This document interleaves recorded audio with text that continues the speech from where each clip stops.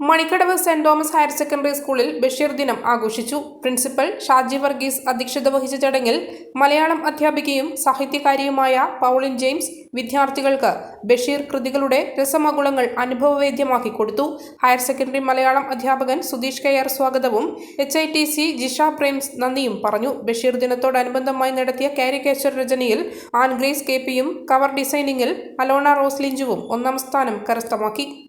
സമൂഹത്തിലെ അനീതിക്ക് നേരെയുള്ള ഗർജനമാണ് സാഹിത്യകൃതി. അങ്ങനെയെങ്കിൽ ബഷീർ ഏത് ദുരവസ്ഥയ്ക്ക് നേരെയാണ് ഗർജിച്ചത്? അത് ഏത് ശബ്ദത്തിലാണ്? ഗർജനം പല രീതിയിലുമാവാം. ഇവിടെ നിന്ന് ഇരട്ടി പോണെങ്കിൽ നമുക്ക് പല മാർഗവും സ്വീകരിക്കാം.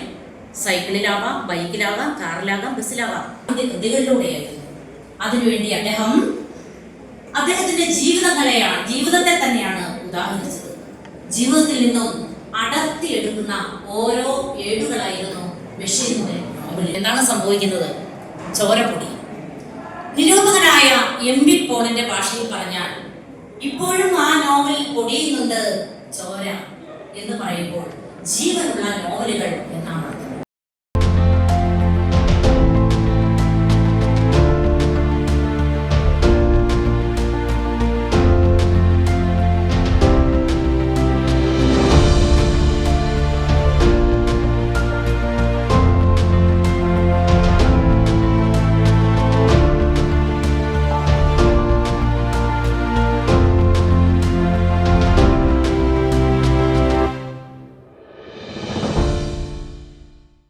മലയോരത്തിന്റെ സ്വന്തം പ്രാദേശിക ചാനൽ A-Channel. നിങ്ങളുടെ നാട്ടിലെ വാർത്തകളും വിശേഷങ്ങളും ഞങ്ങളെ അറിയിക്കുവാൻ വിളിക്കൂ 9447691771 9074215391.